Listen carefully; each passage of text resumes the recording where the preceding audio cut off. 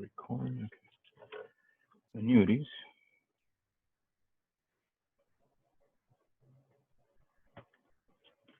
Present value.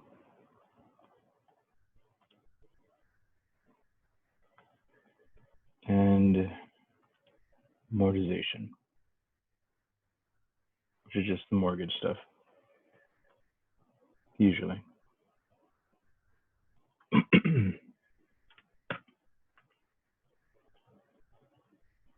So far we looked at annuities that had regular deposits or constant payments, like a scheduled payment.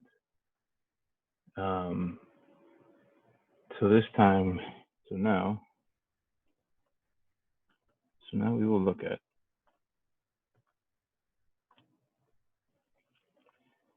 annuities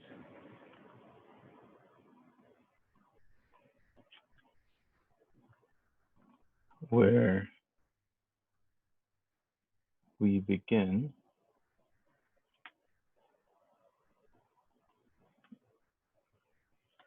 with an amount of money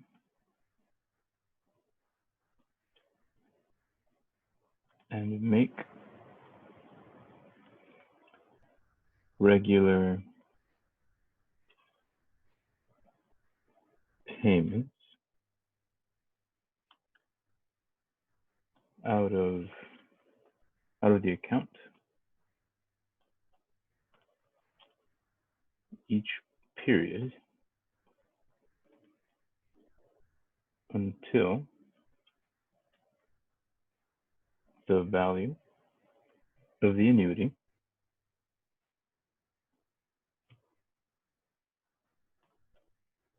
decreases to 0.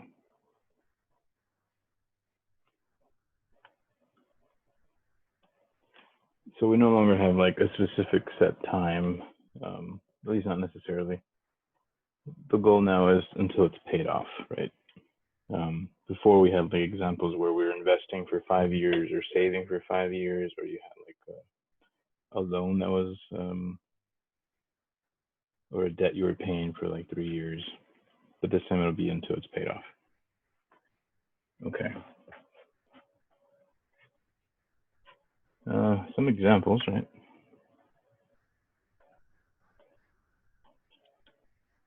Include stuff like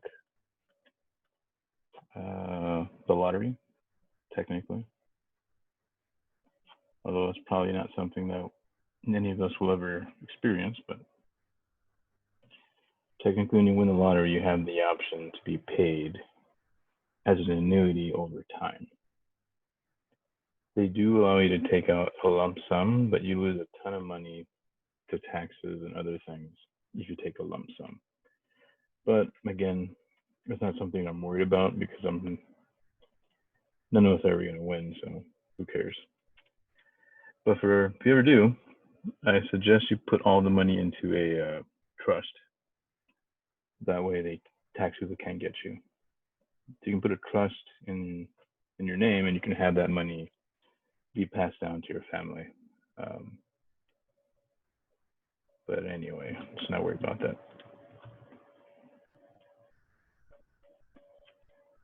All right, next one would be like a structured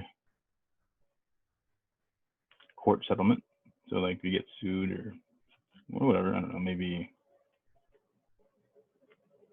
you have some agreement in which the party at fault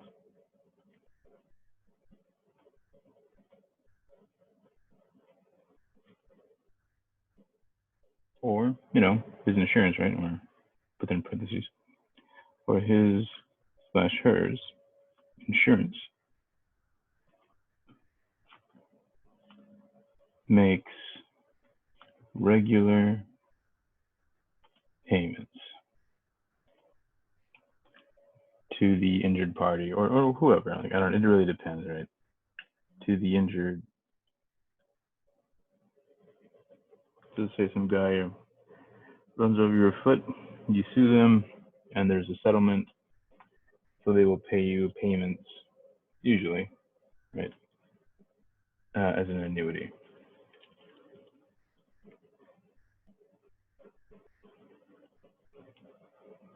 Also, trust funds, which is kind of what I mentioned earlier. Trust funds that pay the recipients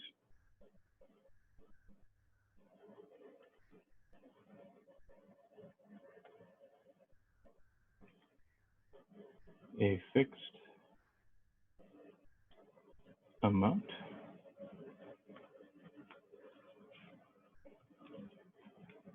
at regular intervals.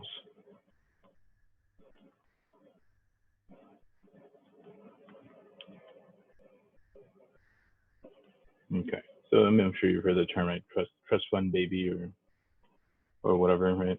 So usually the more wealthy type of people would create a trust fund with a ton of money, and that fund will slowly pay out to their kids.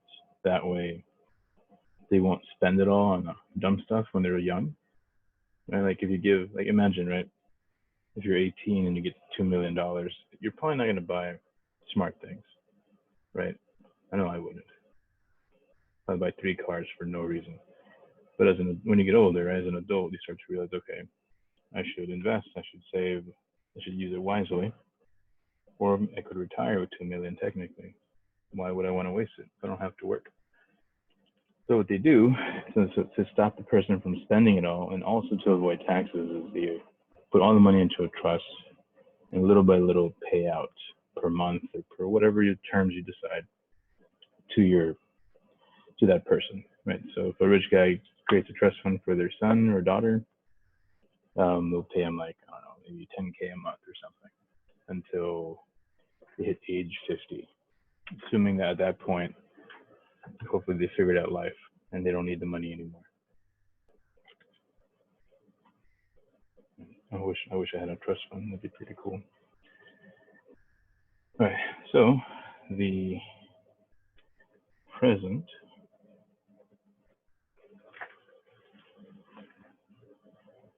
value of an annuity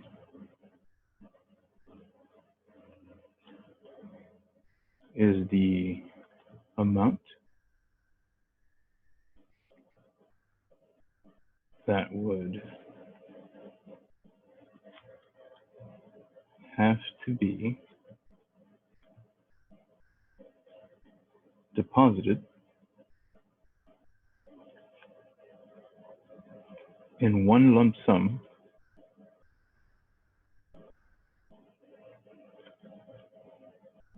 today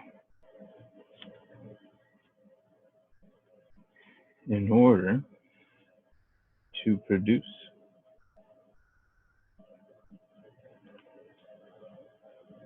all the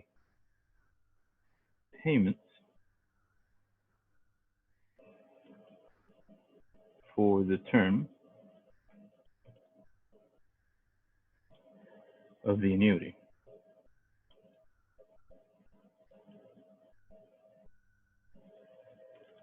Okay.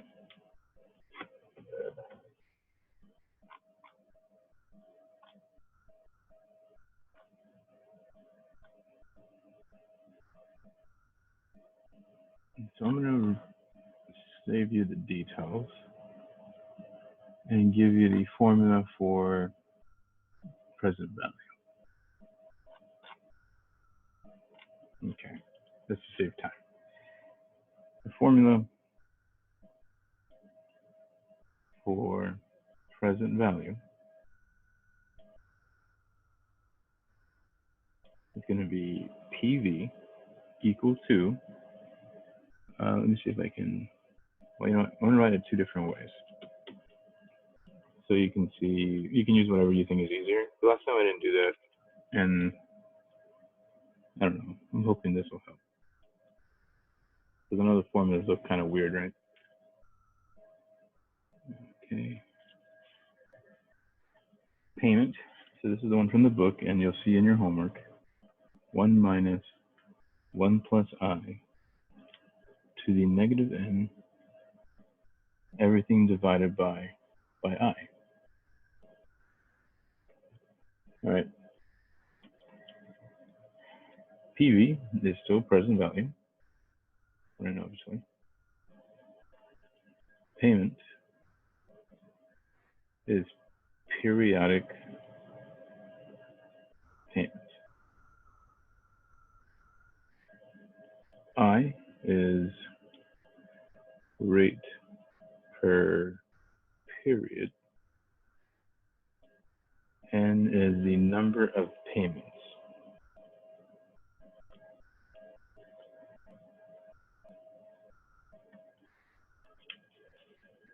Okay. Payments are made at the, okay, let me make a little note here. Payments are made at the end of the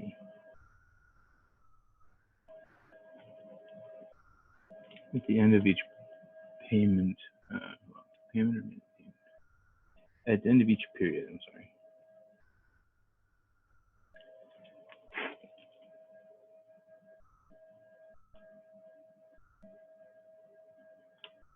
Okay. All right, so just remember that I is R over M, right? N is MT, so technically I can rewrite this formula. So if you want to use this one instead, you could say payment times N divided by R, and then multiply by 1 minus 1 plus R over N, right? And double check, oops, sorry, it should be M.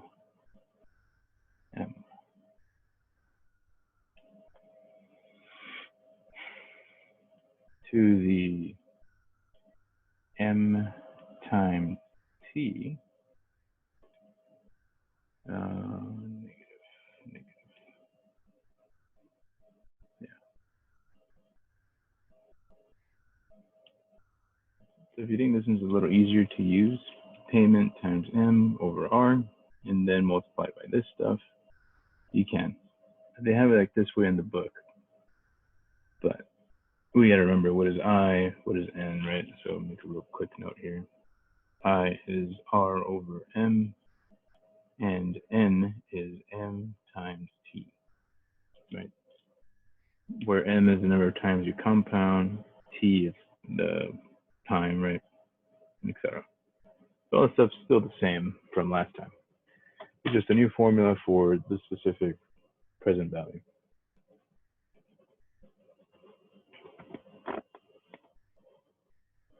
Okay.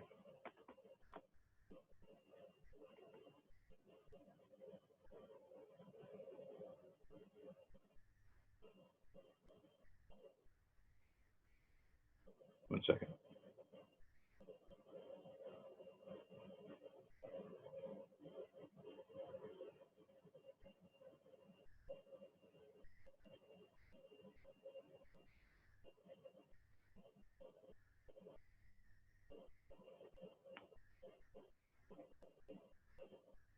Okay, sorry. Do you have any questions on this formula before we move on to some sort of example?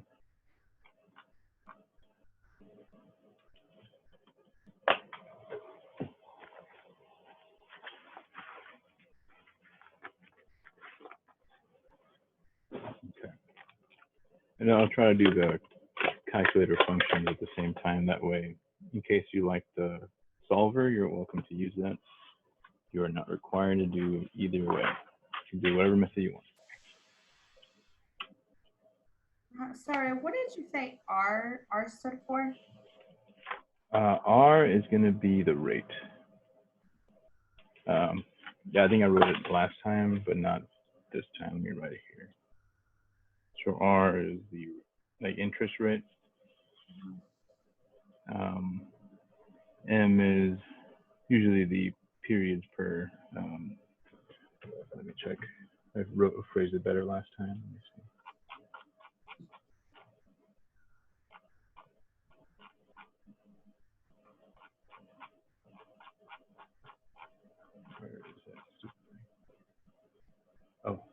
in 5.2.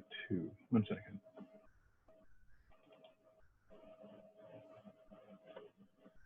Yeah.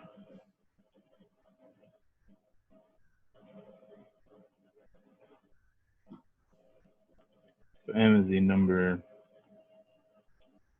of compounding periods in 5.2. But in this section and also in that section, it's also when you make the payments. So M is usually how often you make a payment. So if I pay every month, M would be 12, right? If I pay twice a week, or sorry, every 2 weeks, it'd be 2. Actually, sorry, that would be 26. T is time in years. If it's not in years, you need to convert it to years. So like if they give you 3 months, you would write 3 out of 12. You cannot use 3 months. Thank you. Yeah. Okay.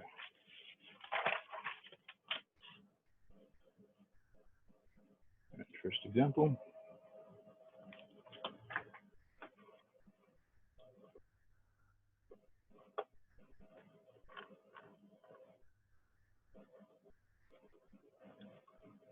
Okay. Example 1. Your rich aunt, right? Which we all had a rich aunt that has funded an annuity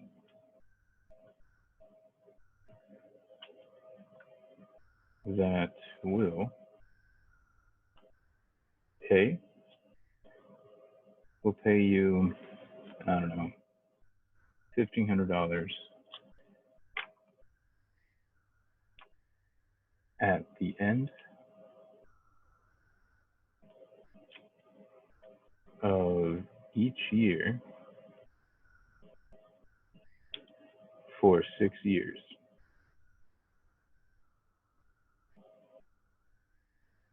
I mean, she probably should give us more if she's rich, right? Come on. 1,500 a year, that's it. Oh well. If the interest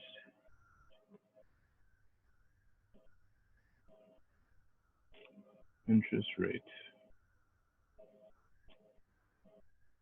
is 8% compounded annually, find the present value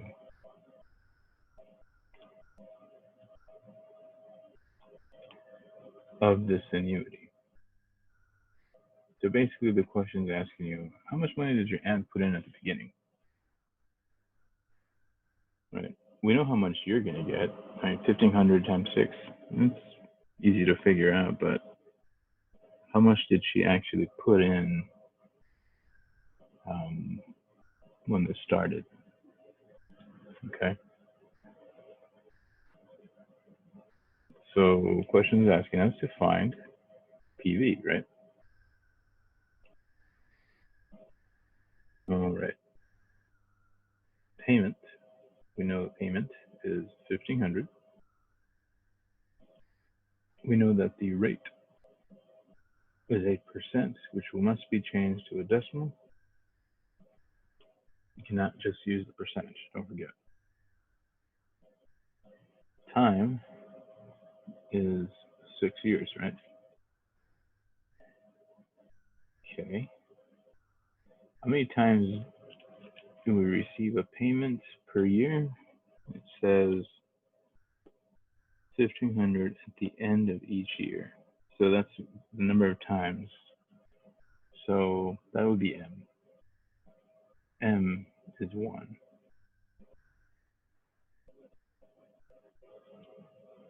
If you got a payment every month, it'd be 12. Okay. All right, I think we got everything. So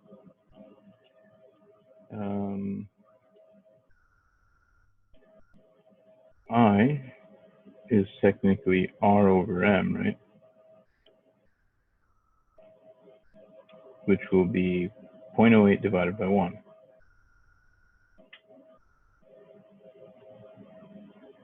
N is technically M times T, which is 1 times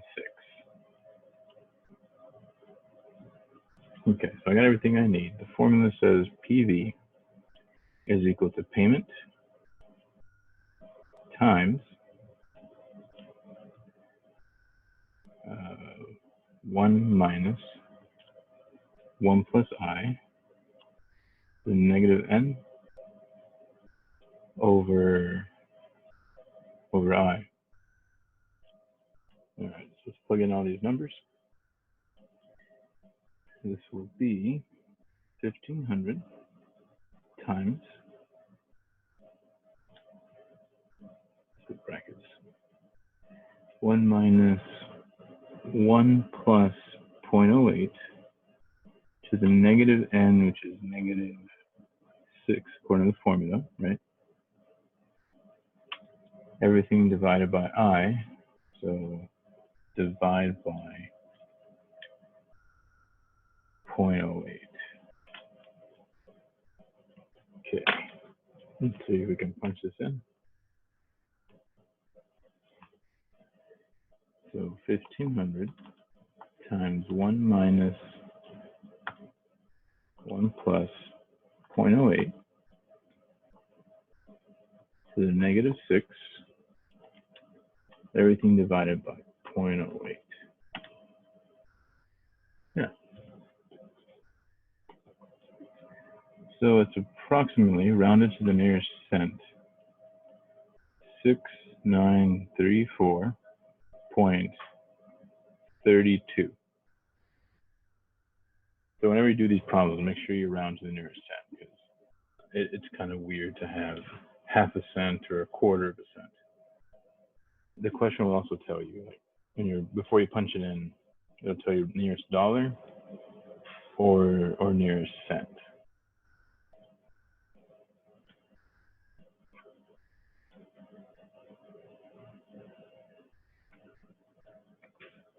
Okay.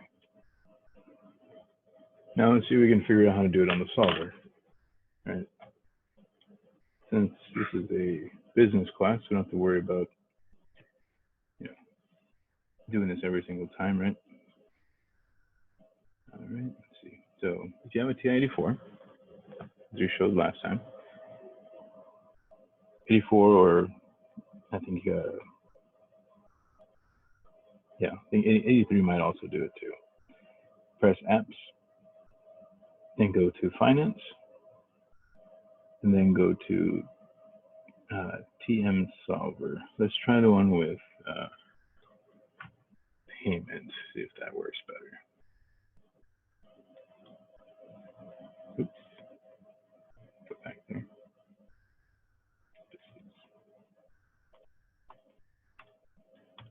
There we go. All right. So our N is 6, right? Our interest rate is 8. We're looking for PV, so we'll figure that out later. Payment is 1500. I do not know the future value. Well, actually, the future value would be what? Well, no, we don't. Let's just leave it alone. P/Y, that's going to be the periodic part. So you get cash from your end once per month, per year rather. It's compounded once. Yeah, okay.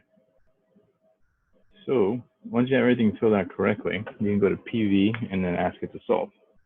So hit alpha and then enter, and it'll solve it for you. So there's the amount, 6934.32. That's what we found, right?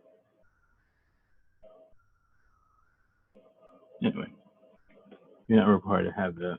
All you really have to do is plug it into the formula, so it's not a huge deal. Does have any questions on this problem?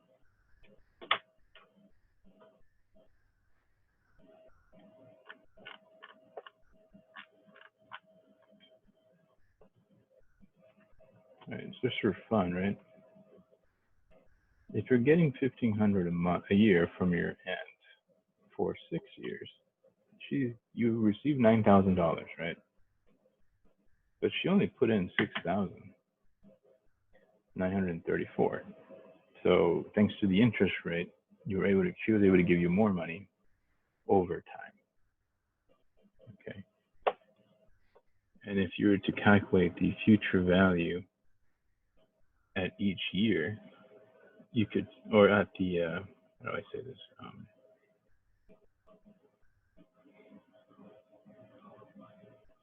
Future value.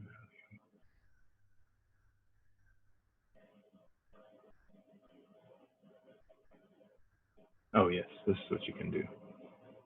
Let me show you the example written out.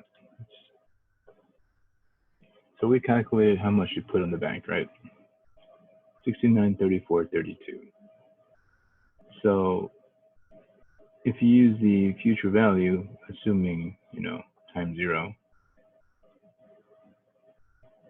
let's see here, 108, and yeah.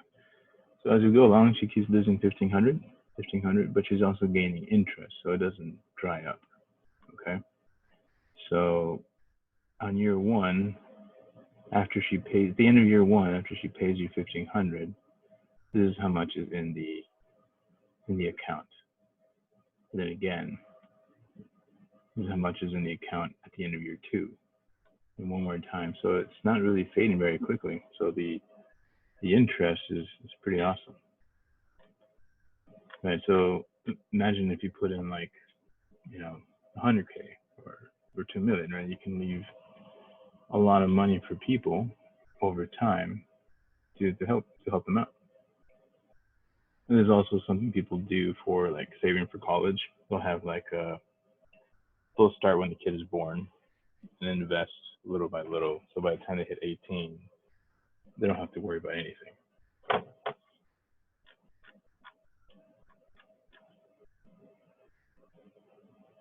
Okay. Let's go on to the next example.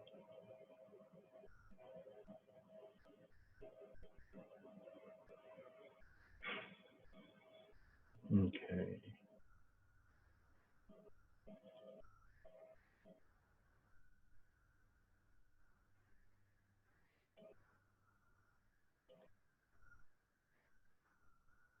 Right, so Jim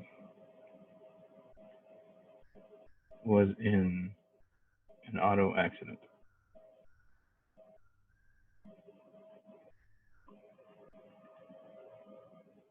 He sued and was awarded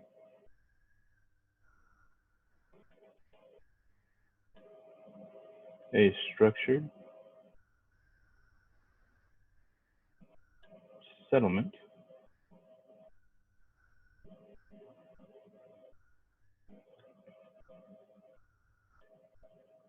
in which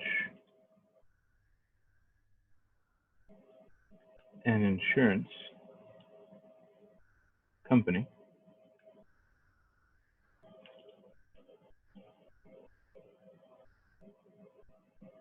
will pay him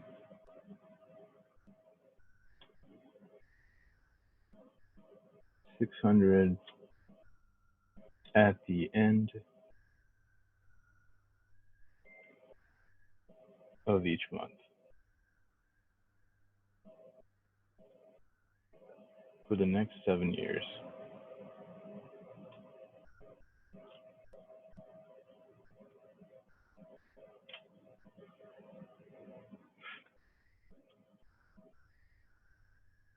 How much money should the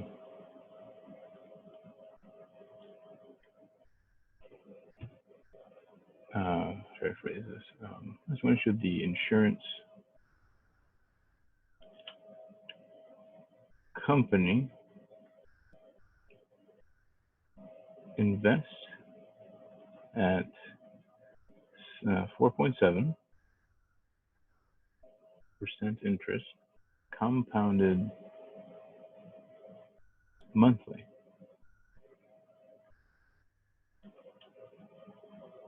to guarantee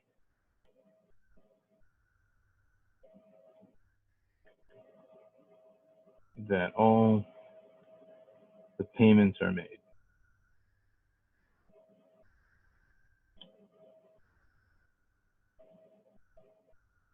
So instead of just paying them all cash right away, they're going to be investing over time. That way they can take advantage of interest to make some money and pay the injured person without actually paying the total amount. So they can save money this way.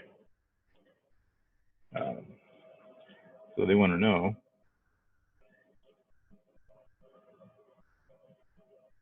how much money should the insurance company invest. So basically they want to know PV, the payment times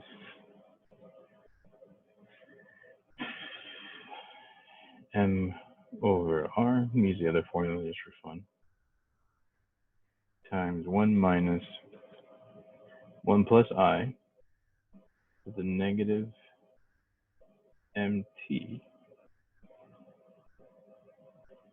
All right. So let's take a short break. 6:54. Let's get back to this at 7:05. And feel free to try the problem out. Okay, so we have payment.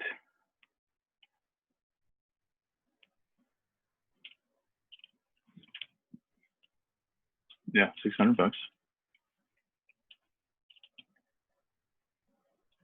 We have,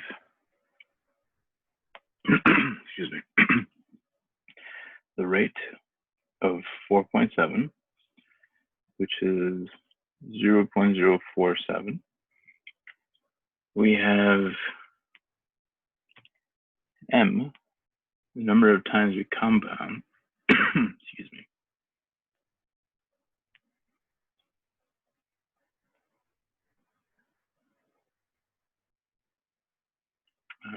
So since he is receiving, oh, he said compounded monthly, so M will be 12. That's right. All right, so we got M, R, okay, now T, he'll be getting this for how many years? Pay him 7 years. Okay. So R, M, T. Okay, so we got everything we need now, right? If you want to write it in the other form, it's technically R over M. So I would be R over M, which is 0.047 divided by 12. N will be 12 times 7. So that's all we need. Okay.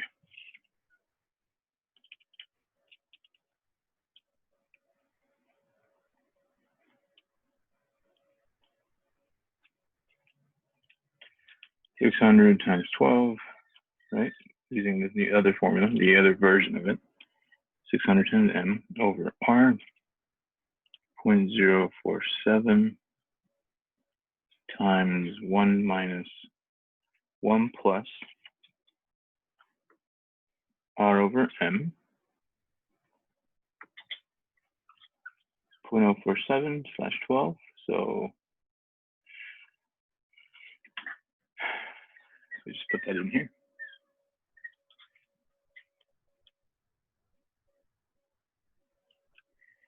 Minus MT, 12 times 7. Okay, so got everything we need. Let's set into our machine.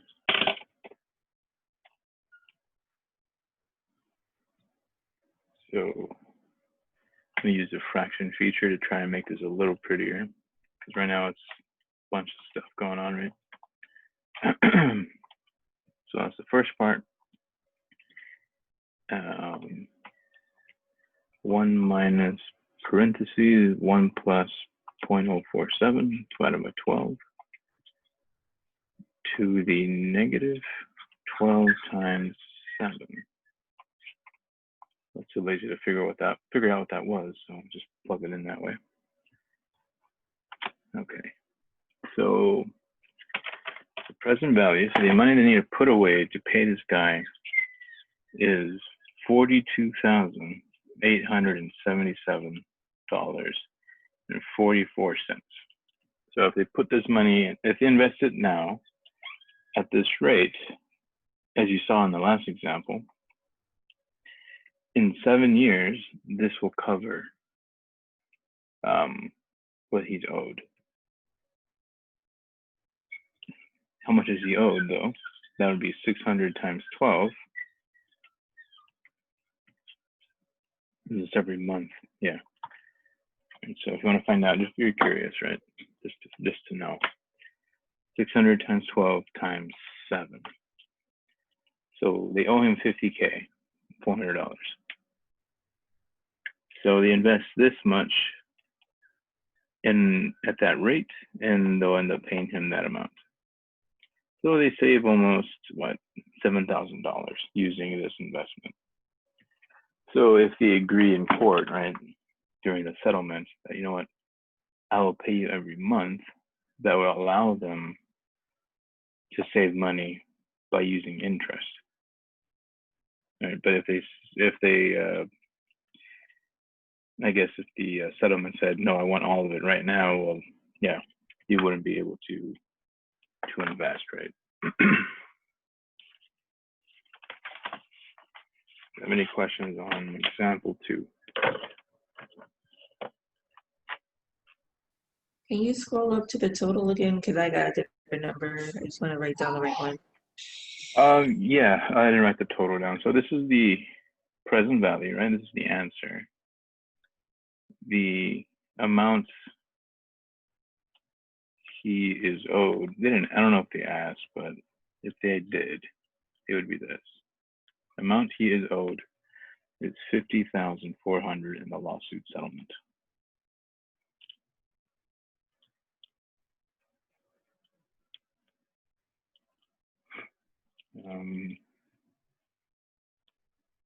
Yeah, all they ask is how much they should invest. So when they ask that, you should be thinking, oh, they want the present value.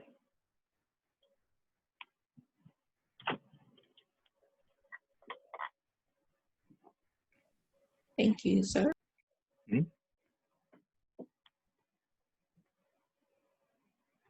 Okay.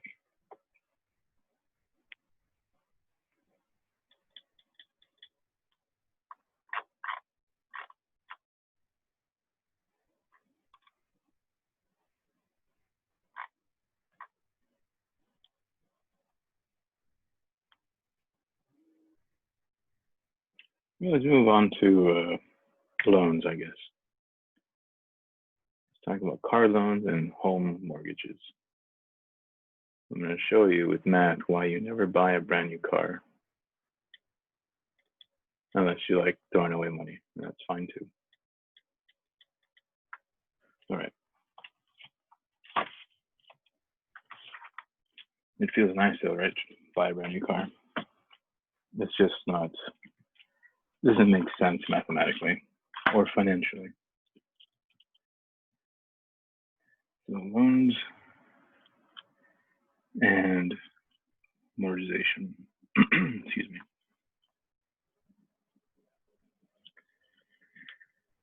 Okay. So for loans, right? Like let's say we talk about a car loan. If you take out a car loan or a home mortgage, right? I hope we all understand, right? We repay it by making regular payments to the bank.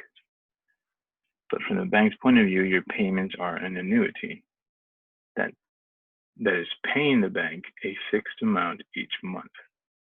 So as you've seen with interest and these investments and etc., you know that if you're the one investing or saving, that you're going to have a good chunk of money afterward, right? But if you're the one paying, then you're going to lose money because of the interest. So if the bank gives you a loan, they're going to make money off of you based on the interest because it's an annuity. Every month, you get a fixed amount. The present value of the annuity is going to be what you borrow. So if you borrow, I don't know, 20,000 to buy a car, that is your present value. And then at the end of the, a bunch of weird dogs outside. At the end of the loan, you will pay that amount plus your interest. Okay. Let's see here. Dogs are distracting me hard.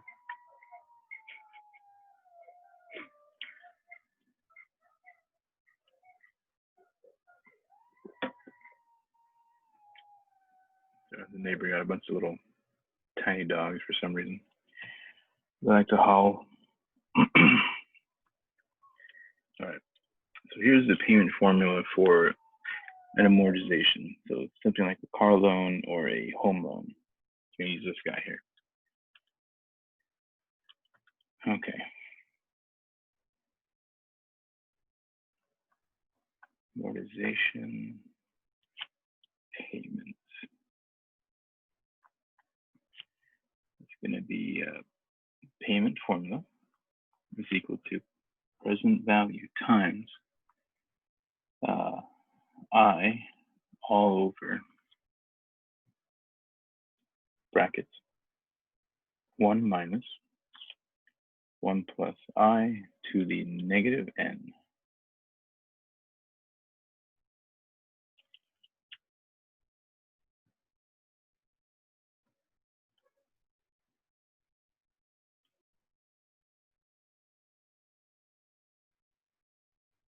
Okay.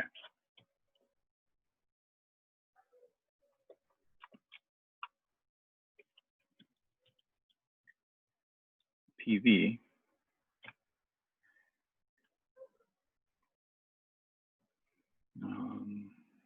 yeah, everything's gonna be the same.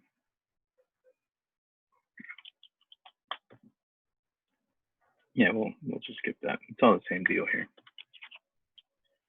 Okay. Example. What's the example here? So suppose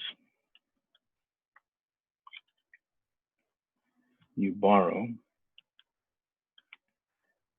$5,000 from a bank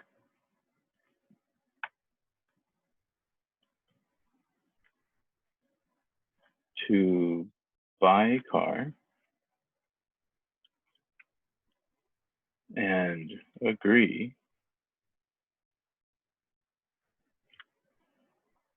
to repay the loan in 36 equal payments,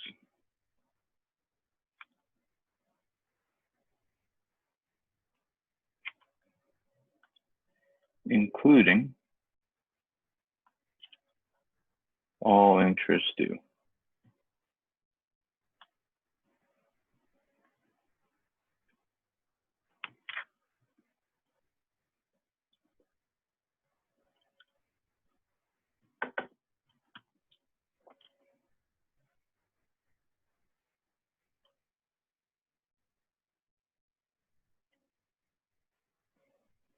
Okay.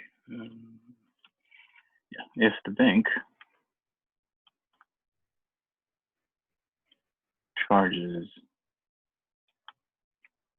1% per month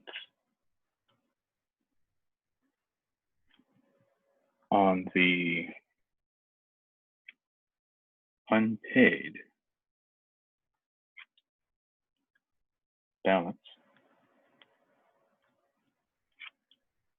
which will be a 12% per year compounded monthly.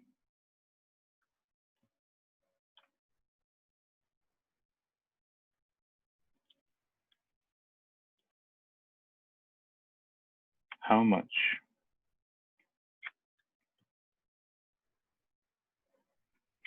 should each payment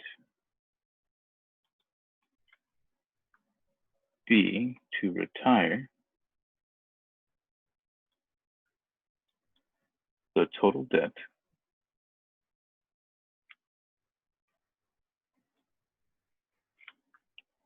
including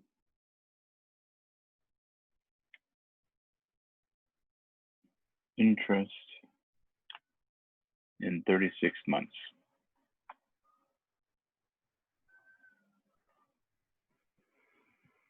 All right. So you're borrowing $5,000 from a bank to buy a car, and you agree to repay the loan in 36 equal monthly payments, including all interest due. The payment, if the bank charges 1% per month on the unpaid balance, so every month you pay a part of it, right? But there's still a balance remaining, so that the bank will charge 1% on that balance, which is going to be 12% per year, right? How much should each payment be to retire the total? I don't know why they phrase it that way, but to pay off the debt, how much should each payment be? Basically, we need to calculate what is the payment, right? I don't know if you guys have bought a car or not, but as you said, one of the main questions they want to ask, right? Okay, how much is my payment going to be? Better not be $800 or whatever, right? So we're going to use the payment formula to figure that out. And we have the present value, which is how much the car costs or how much you borrowed for the car. We have rate of, we're going to use 12% because that's per year. We're not going to use that 1%.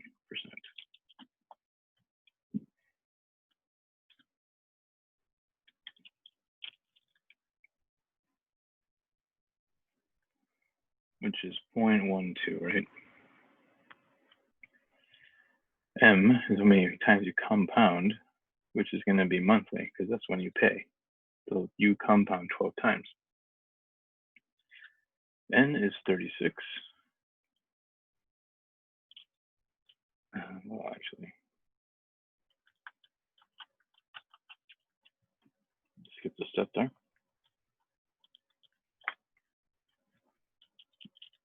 T is 36 months, right? So that would be how many years?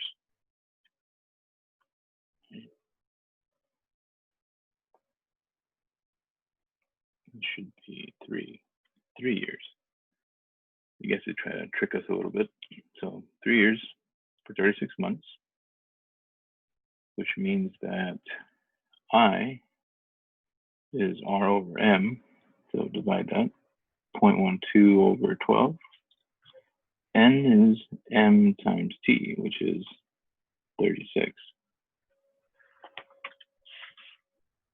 Okay, so we have everything we need to find the payment, calculate the payment.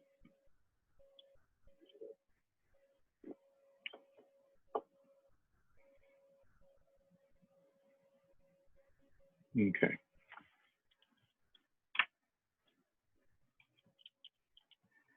Payment will be equal to 5,000 times 0.01 over, right, this is PV. Like that should show up some more work there. Sorry. PV is 5,000. I is 0.12 over 12. On the bottom, we have 1 minus 1 plus I, which is R over M. which will be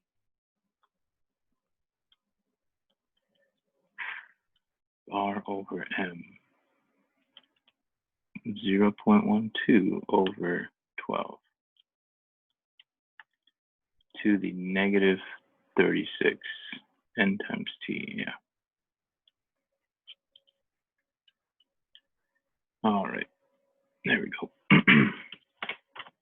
So this should give us the payment, how much you're gonna pay every month. Okay.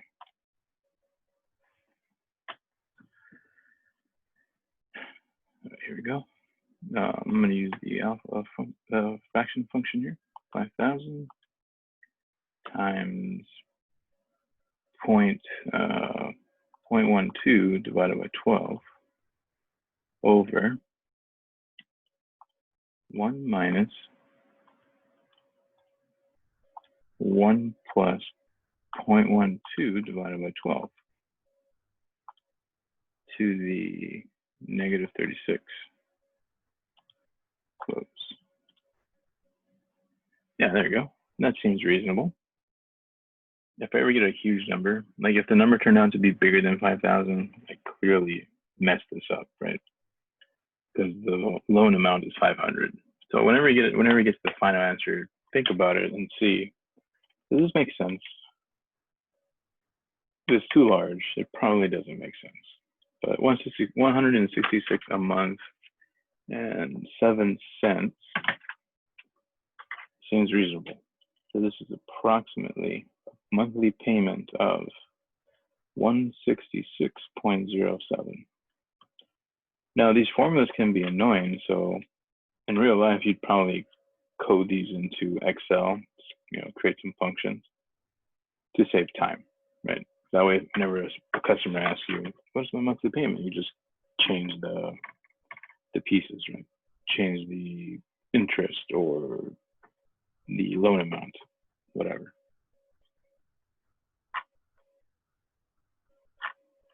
At least that's what I would do.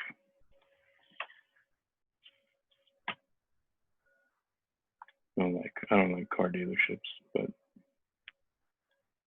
I assume they do that stuff. Okay.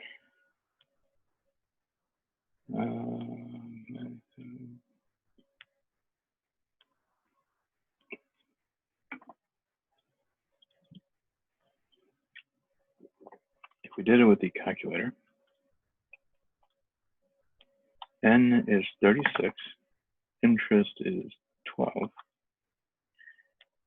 present value is 5,000. We're looking for payment. I don't know what it is. We don't know future value. Periods are 12. Compounding per year is 12. Yeah. So then go to the payment and tell it to solve. Alpha, enter. Yeah, we're right. $166.07. Cool. Alrighty.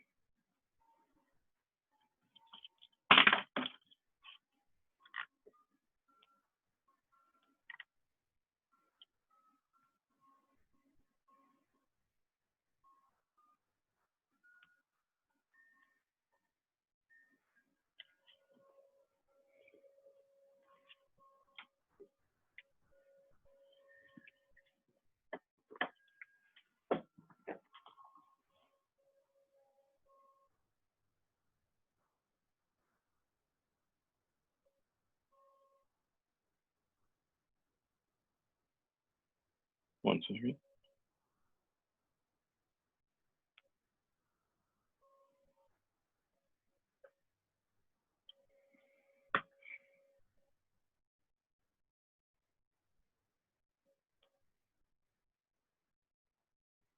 No, just do another one here.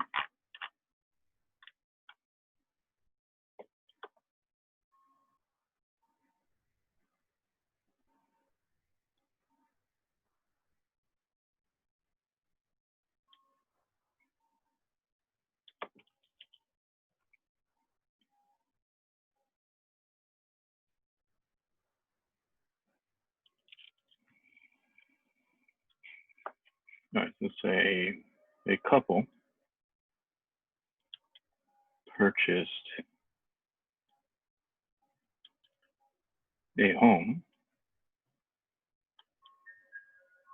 10 years ago.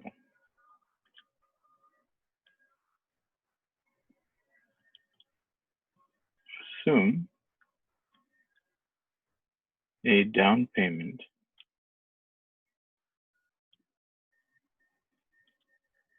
of 20%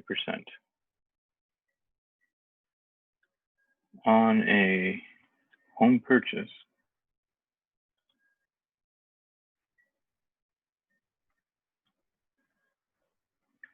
of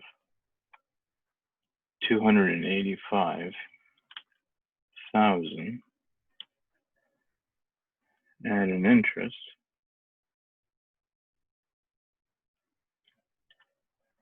rate of 3.37%,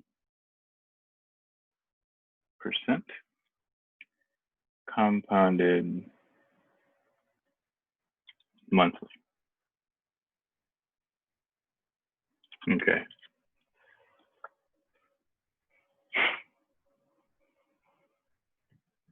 The first thing they want to know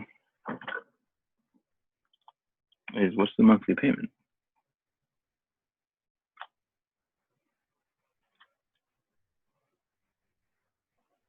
Find the monthly payment. Okay. To the same formula. We're going to assume a 30-year mortgage.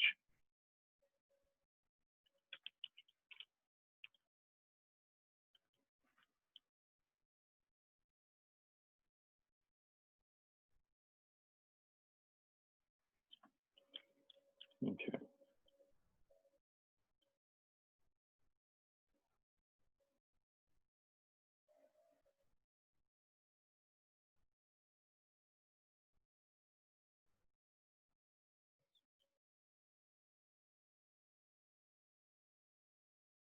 $30-year mortgage, find the monthly payment. Okay, so this would be our time variable. Present value is how much the price of the home costs. My rate is 20%, which is 0.2. I'm paying every month, right? So M, compounding periods will be 12. T will be 30. Excuse me. Shouldn't the rate be the 3.39? One more time, sorry. Shouldn't the rate be the 3.39? Oh, yes, thank you. You're right. They put 20% down. That's not the rate. So 3 point, let's say, supposed to get 7 right here. 3.37%, which is 0.037. 337. T is 30, M is 12. This information 10 years ago doesn't really matter. Okay. PV is a little off, right?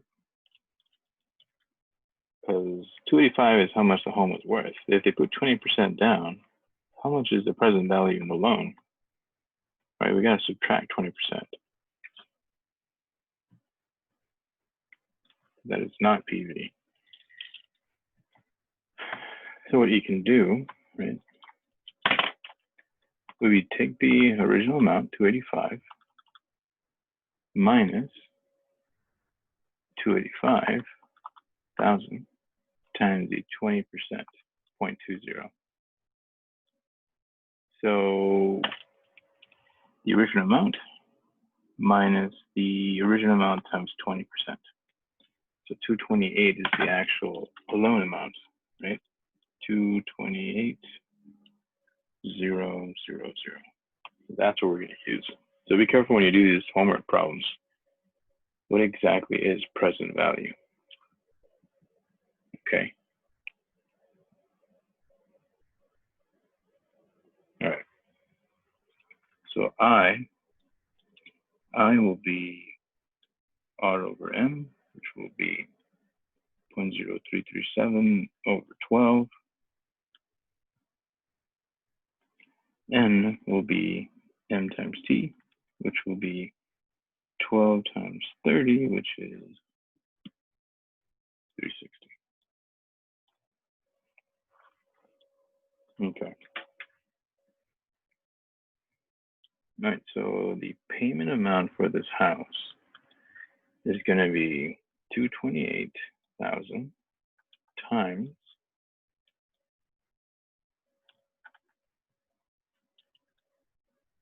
if I use the original formula, this will be 1 minus 1 plus 0.0337 over 12. Can you slide the paper? Sorry, thank you. So 1 plus 0.0337 over 12, it's right here, negative 360. Okay. Up here we have an I, which will be 0.00, oops, there's too many zeros.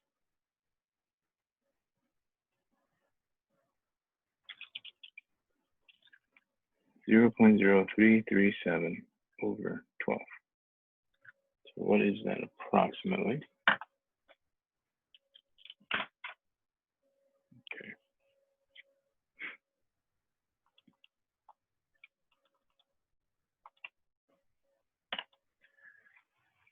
Okay, let's see.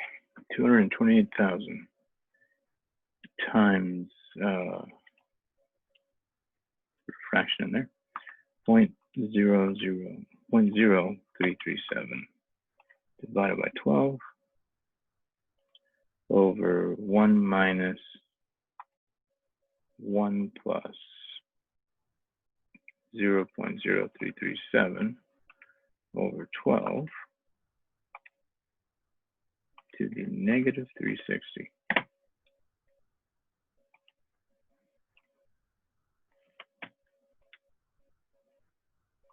So yeah, it'll be a monthly payment of $1,007.35. $1,007.35. So they got a loan at 3.37, a $285,000 house, but they put 20% down, so the loan is really on 228. They should expect a payment of 1,007. Although this does not include taxes, right? Because when you buy a home, you got to pay the loan payment, which is this guy, plus your taxes, which is probably a few $100s. Like, I don't know, probably an extra 500 or so, depending. And then plus your insurance. At this rate for that house, it'd probably be closer to like 1,600 a month at that rate. Maybe 15, depending on what state we're talking about in the homeowner's insurance. So yeah, whenever you calculate this, make sure you remember that if you are buying a home one day, the loan amounts that they give you does not include taxes, homeowners association, whatever. But they do have calculators where you can get that extra stuff in there. That way you have a better idea. Okay.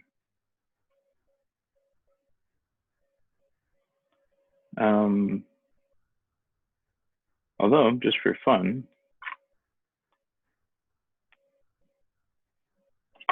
the house was the amount they owed was $228,000. How much did they pay though? If they paid $1,000 Let's find out. If I paid $1,000, it's $7,007.35 for every month for 12 months, a year for 30 years. I'm going to pay $362,645 by the time I finish that loan. So I'm giving away what, $140,000 just because of pure interest. This is why people recommend sending more money every month, because you don't want to have to deal with that or lose that money. Another thing people do is try a 15-year instead, or a 20-year. Right, so let's try just for the hell of it. How much? So for a 30-year loan, you pay, for that example, you pay $362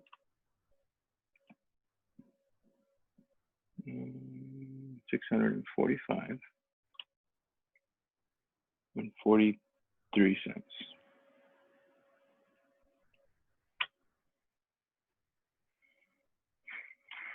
Okay, so part B.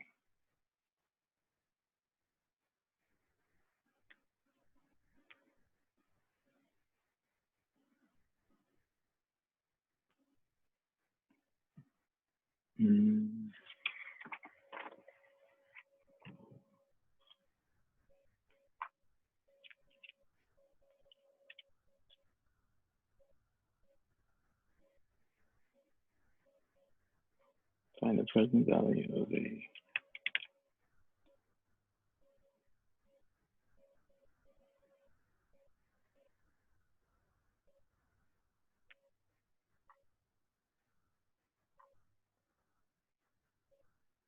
okay, I can see what they're asking now. After 10 years, approximately,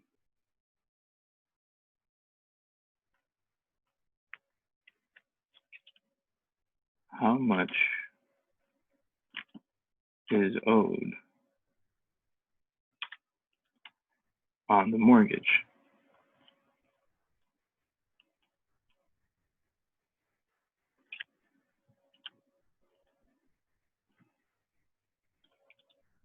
Find the present value of a $1,007.35 payment per month for a 20-year annuity. Right, so basically I want to know, how much do I owe after I've been paying this amount for 10 years, right? Okay.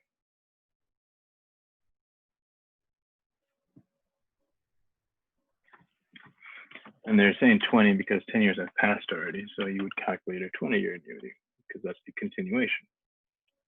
So they want to know, what is the present value at that time? So we will use the present value formula from before, the last, I think it was the last section.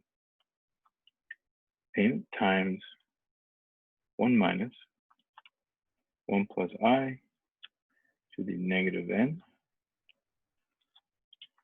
over I. So we have payments, right? Go ahead and put it down here somewhere. Payment is 1007.35.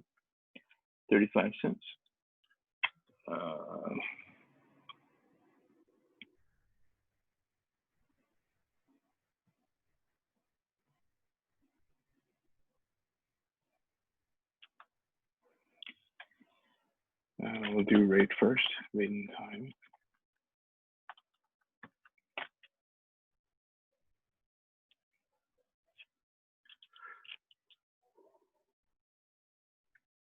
The rate hasn't changed, I believe. It is still 0.0337. N or M is going to be 12 still. It's paying every month.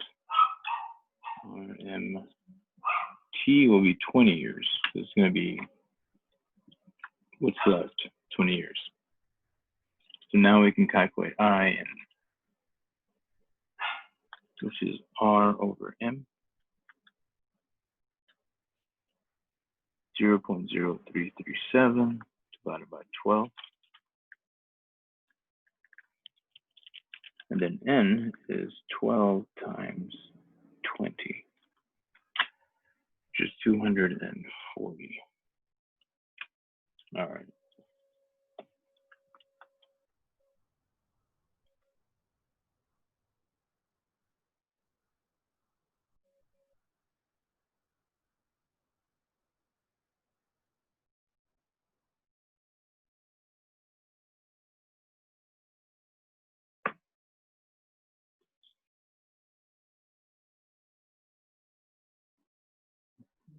Okay.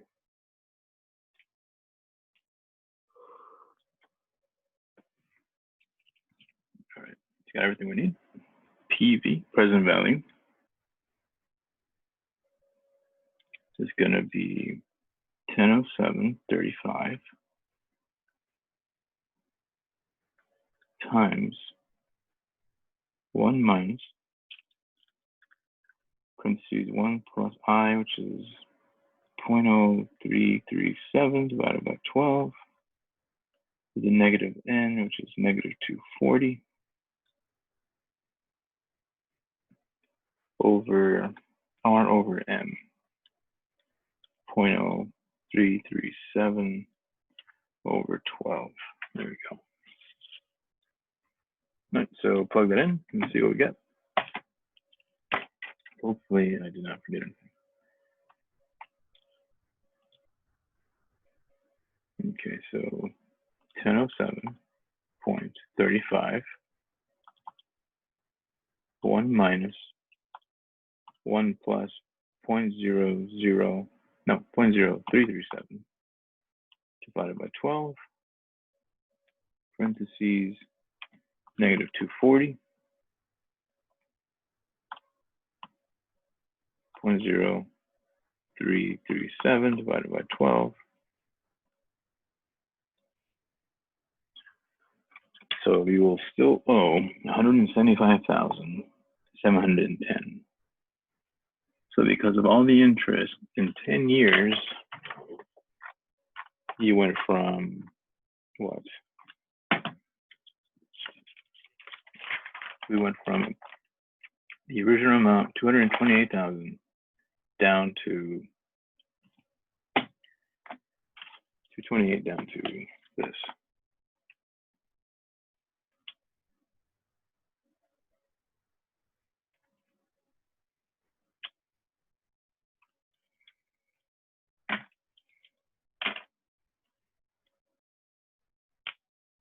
Okay. So how much have you paid? It went down how much? Like 50K? A little around 53,000, around there somewhere. So in 10 years, all you got to pay was $53,000. How much did you really give away? In 10 years times 12 months times the payment amount.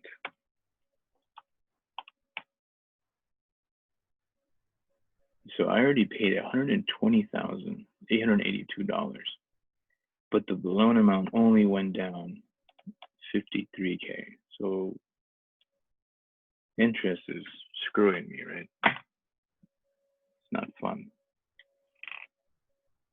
What I would recommend, if 30-year loan is safe because the payments are low, but you might want to calculate how much extra do I want to pay on top of that so I can finish sooner, or not pay all that interest. So if I want to avoid losing money in interest, you don't want to wait 30 years. You want to send an extra $200 or $500 a month, assuming you can afford it, right? But that way you can avoid all this, and you can calculate how much do I need to pay extra every month to finish in 15 years or 10 or 20 years, whatever you want to do.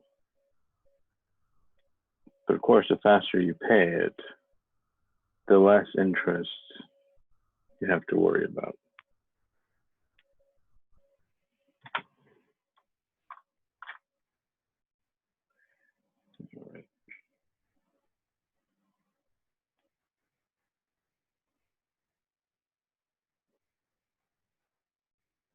All right. I think we'll stop there with 5.4.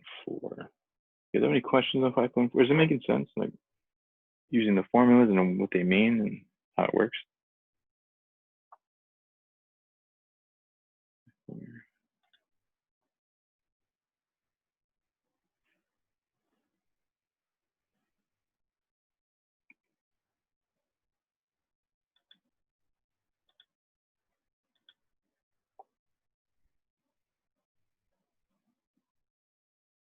Okay, I'm assuming it's super easy and you guys are great. All right, let me see.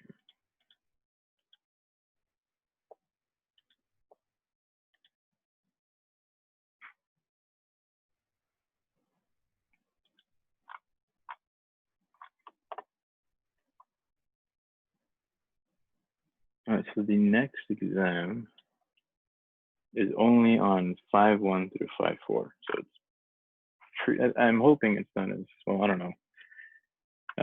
The last exam was kind of broad. There's a lot of sections. I'm thinking this one might be easier because it's basically just 4 sections, all about interest. So it's really one topic applied in different ways. Okay. So let me write down that information for you before I forget. Okay, test 4 is over 5.1 through 5.4.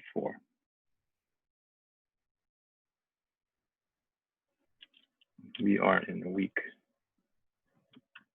7. So that means next week is the last week for this class.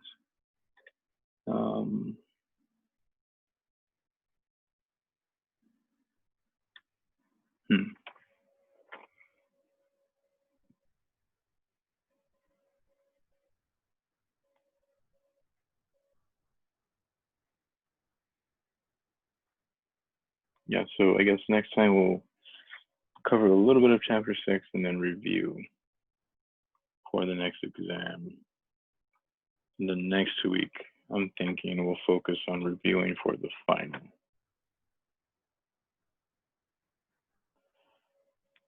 Yeah, so you have 4 tests, and then we'll just move on to the final. And I'll replace your lowest test with that final exam. Okay, and I also have a bunch of final review videos as well. So we'll figure it out next time, but yeah, we'll stop here. Try to finish all your chapter 5 stuff.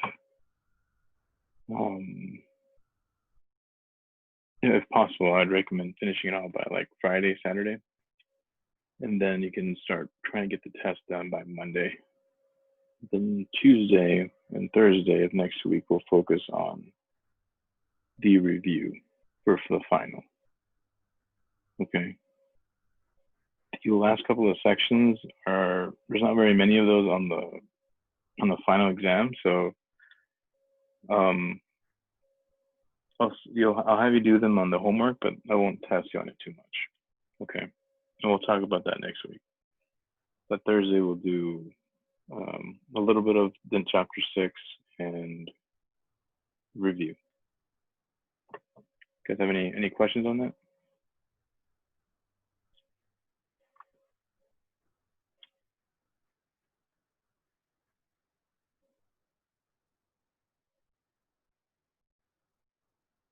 All right. If you have no questions, then you're welcome to head out. We'll continue next time.